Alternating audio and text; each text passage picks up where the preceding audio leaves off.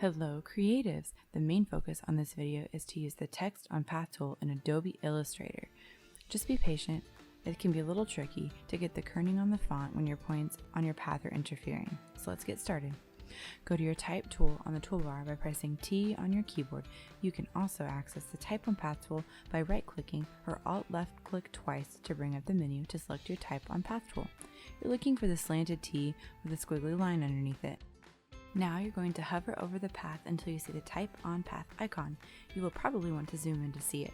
Zoom into your design, press Z on your keyboard, and click to zoom in where you want to type.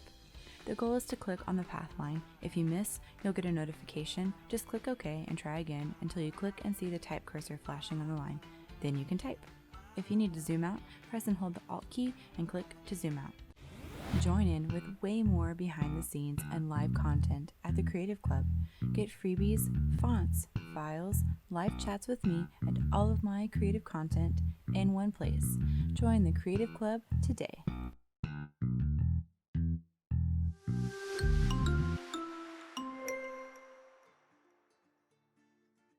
The next minute is a time lapse of my 7 minutes of smoothing the path points and adjusting font characters to make it more legible. I hope you enjoyed this video, and if you have any questions, leave a comment.